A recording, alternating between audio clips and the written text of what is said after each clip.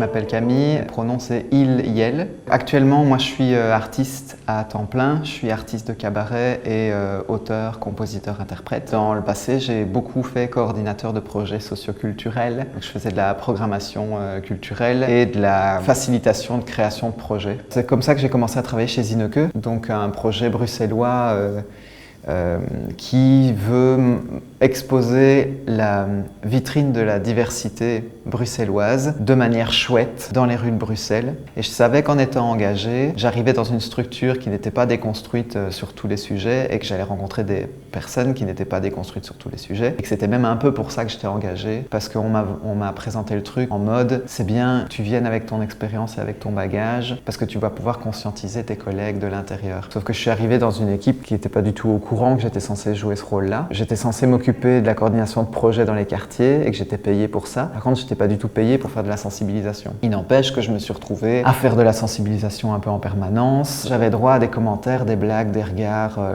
des questions hyper intrusives de la part de personnes qui étaient complètement inconscientes que c'était intrusif. Et donc non seulement il fallait soit répondre aux questions, soit il fallait pas répondre aux questions, mais il fallait que j'explique pourquoi je répondais pas à la question. Il fallait quand même que je donne 2-3 outils pour que les corps comprennent en quoi c'était problématique. Parce que sinon, si je disais juste j'ai pas l'énergie pour répondre à cette question, bah après c'était le drame parce que Yel comprenait pas pourquoi j'avais besoin de me protéger de ces questions-là, vu que c'était leur première fois de rencontrer une personne trans. J'ai été engagé clairement comme un quota. L'idée c'était de trouver des personnes non blanches, que toute l'équipe était toute blanche. On n'a pas trouvé la diversité qu'on cherchait, mais on en a trouvé une autre. Il est trans et il s'appelle Camille. Je me suis rendu compte que j'ai été engagé pas seulement pour mes compétences professionnelles, mais aussi j'ai été engagé pour pouvoir implicitement résoudre les problèmes de discrimination au sein de l'équipe. C'était pas dans mon contrat, c'était pas rémunéré, mais en plus de ça, ça ne pouvait pas aboutir puisque j'étais pas face à des personnes qui avaient envie de ça. Ce qui s'est passé, c'est que j'ai été quotidiennement appelé à mon identité trans, donc c'était un peu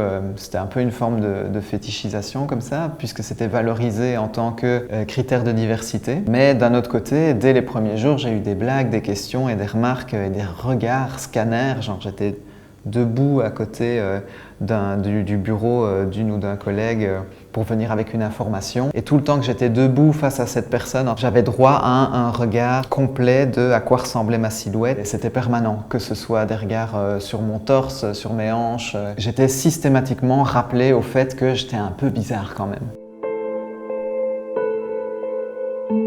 Je suis en train de recycler toutes ces expériences-là comme un apprentissage pour qu'ensemble, collectivement, avec différentes générations d'artistes queer, on puisse se mobiliser pour faire contrepoids face à ces pouvoirs-là, parce que c'est des structures qui ont beaucoup de pouvoir et qui sont très validantes et valorisantes. Je pense que pour se défendre des discriminations, il faut être autoritaire, il faut pouvoir asseoir des règles, un cadre, et c'est à nous de déterminer à quel moment on a envie d'être quoi, à quel endroit, et je peux dire tout à fait, ici c'est pas mon job, ici j'ai signé pour faire ça et pas ça. C'est beaucoup plus clair pour moi de dire non, je vais pas partager mon point de vue et mon expérience pour te former, alors qu'on est en soirée et que j'ai 2 verres en main et que je dois rejoindre quelqu'un. Il faut être extrêmement vigilant et vigilante sur nos rapports de domination en interne. Ça doit être un sujet à part entière. Si on veut vraiment être dans la bienveillance, alors ça doit être un sujet lors des AG qui doit être sur la table. Et comment est-ce qu'on s'en préconise quand on voit poindre de manière invisible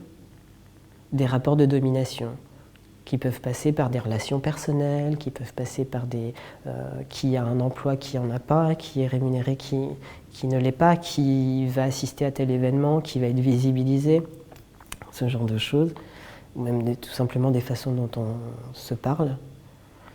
Donc ça, pour moi, c'est le seul moyen de se prémunir de la maltraitance, peu importe le milieu dans lequel on est, c'est que ce soit un sujet à part entière.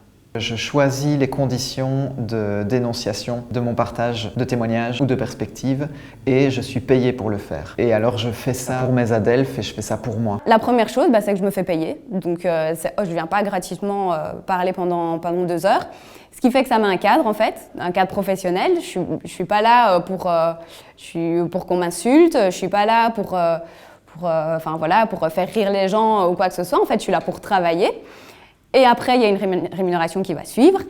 Et ça me permet aussi de mettre de la valeur en fait, dans mon travail, Enfin, moi, je sais que mon travail a de la valeur, mais il faut que les gens le sachent aussi, et la rémunération permet aussi, en fait, de faire comprendre ça. Quand je travaille en tant qu'artiste, je parle pas de transidentité, et j'ai scindé mon travail d'activiste et mon travail d'artiste en deux. En tant qu'artiste, je parle des sujets qui m'intéressent moi personnellement, et donc je suis pas fascinée par le fait d'être trans, par exemple, ou je suis pas fascinée par le fait d'être maghrébin. Peut-être les autres le sont, mais j'estime ne pas avoir besoin de prendre ça en charge. Et donc je refuse d'être sujet de la société.